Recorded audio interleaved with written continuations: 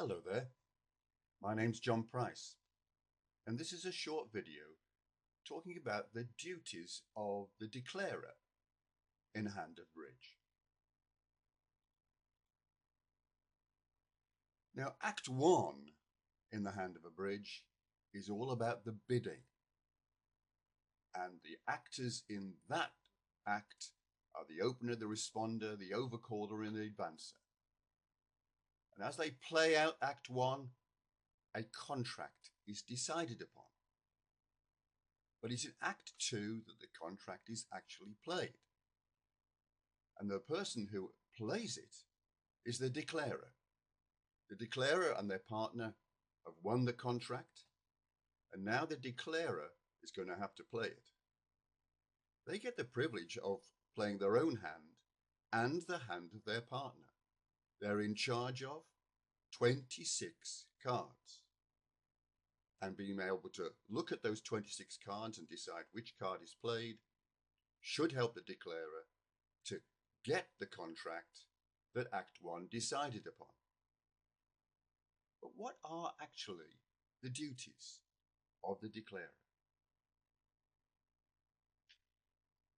When you first learned bridge, you would probably have been taught how to play rubber bridge. And when you decide that this is a really good game, and you want to move on from just playing with yourself and 3 friends, but you want it to be a little bit more social, and you want to meet with a larger group of people playing bridge, then you probably advance to Chicago Bridge. And both those games, the contract is very important to the declarer. The declarer, its main duty of the declarer, is to get that contract that was decided upon. But if you just want to advance a little bit more, take the game a little bit more seriously, you'll want to join a bridge club. And invariably, bridge clubs play a variant of bridge called duplicate bridge. And it may surprise you that because of the different scoring of duplicate bridge, then the duty of the declarer is different. It is not getting the contract. In duplicate bridge, there's only one duty for the declarer. It's get as many tricks as possible. Now that's a different strategy than playing rubber bridge and Chicago bridge. In that game, you have to get the contract. Now, this doesn't mean that in duplicate bridge, the contract is unimportant. Certainly not. But once that's been decided upon, Act 1, when it comes to the declarer, that's all past history. And the declarer now has to concentrate on what they need to do in Act 2. And it's not get the contract. It is get as many tricks as possible.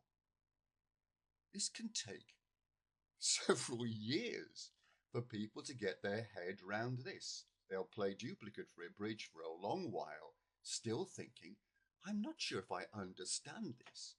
And they do understand the game. It's just that they haven't fully understood what the declarer is required to do. You're in a contract of 4 spades? Doesn't that mean that you've got to get 10 tricks? No, it doesn't. It tells you that spades are trumps. But what you have to do is to get as many tricks as possible. 10 is not enough. 11 is not enough. If it's possible to make more. So you have to look at the cards and decide how many tricks can I make with spades as trumps. The contract is only of interest in telling what trumps are or whether you're playing no trumps.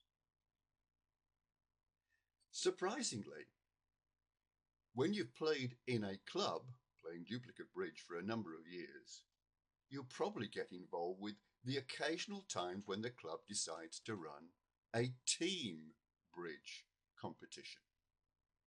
And having spent all those several years in the club getting your head round the new tactic, then when you play team bridge, all of a sudden things don't seem to be going right again.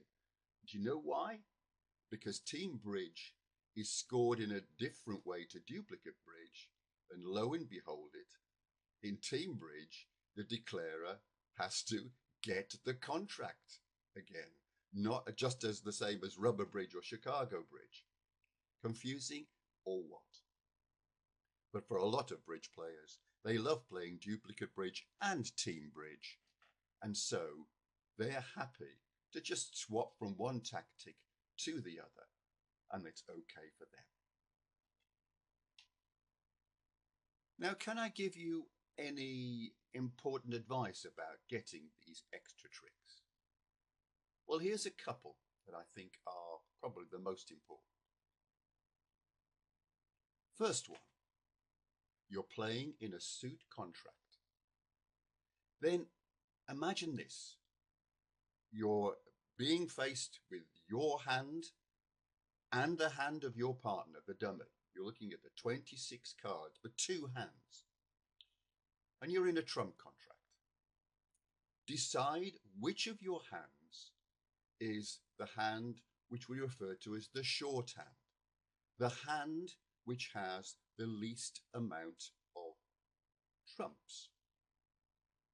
You're in a contract in spades, and you've got 8 of them. But in your hand, you've got 5, and in your partner's hand, the dummy, there are 3. And it's dummy's hand, which has got the short hand. There's only 3 trumps in there. Maybe a different contract, 2 spades perhaps. You look at the hands now, and it's your partner that's got 6 spades, and they're the dummy. And you've just got 2 spades. You've got your own hand that's hidden from the opponent's.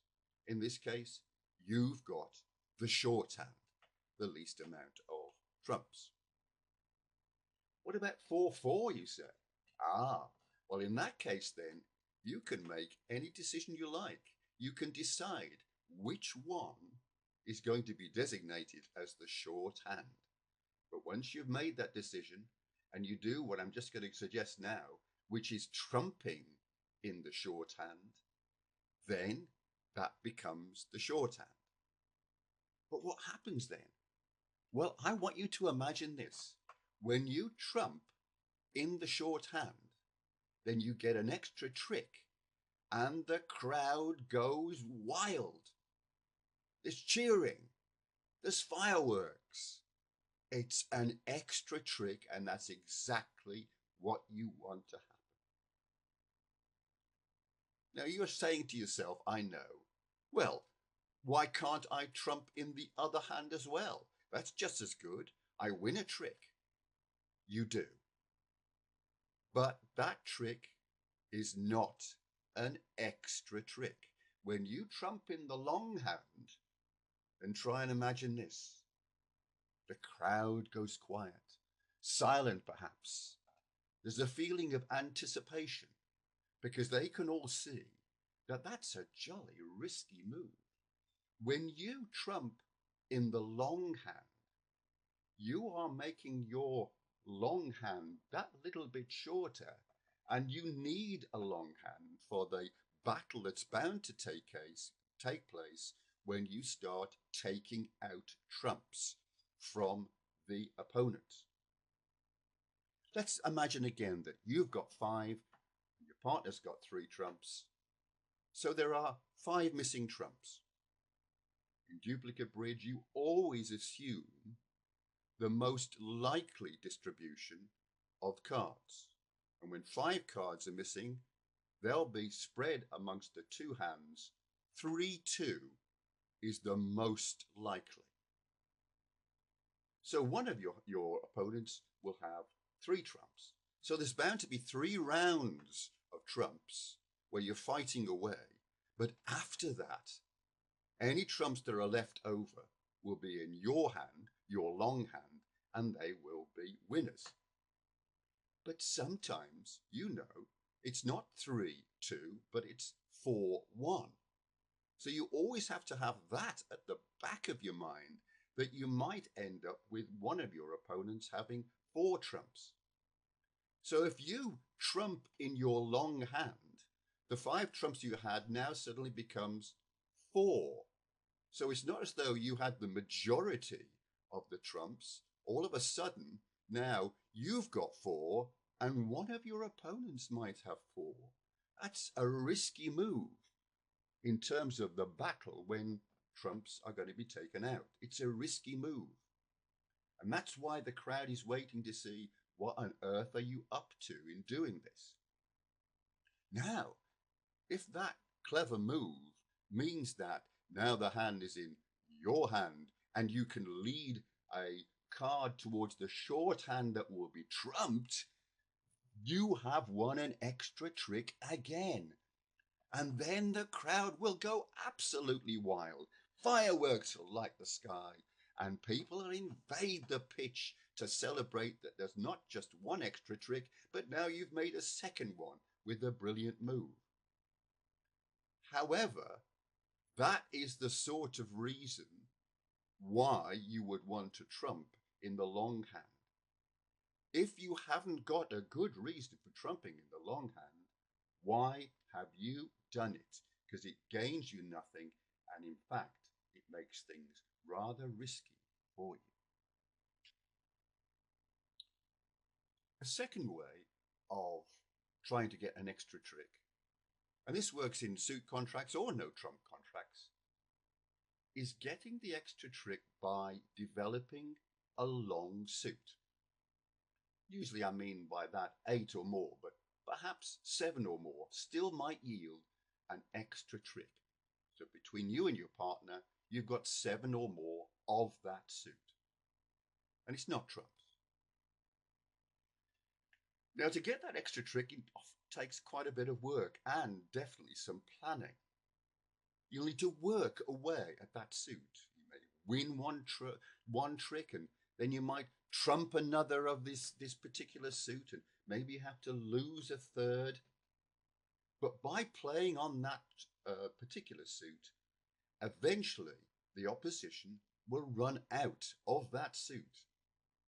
And as long as they can't trump, any remaining cards in that suit, which you've got, are winners. Now, of course, the key thing there is, as long as they can't trump. And that leads us to one important way of not losing a trick. What you absolutely don't want to have, in a suit contract anyway, is for the opposition to trump one of your lovely winners. So you've always got to keep that in mind. And there's always an adage that you have to take out trumps as soon as possible. I'm sure your teacher for bridge will have told you that's what you have to do. Get the opponent's trumps out so that they won't trump any of your nice winners. However, that's in conflict with an earlier bit of advice I've given you. I've said, trump, you're in the short hand. So, you always take out trumps as soon as possible unless you have a very good reason for not doing so. And what could that reason be? It is that you want to trump in the short hand. Do you understand the conflict? If you take out trumps straight away, you're not only taking out the trumps of the opponents, but you're taking out the trumps of the short hand as well. So all of a sudden you have the battle of the trumps, 3 rounds have gone, and then you think, okay, now can I trump in the short hand? You can't, because the trumps in the short hand vanished in the battle. It's risky, I know. Well, I hope that was useful. Thank you for listening.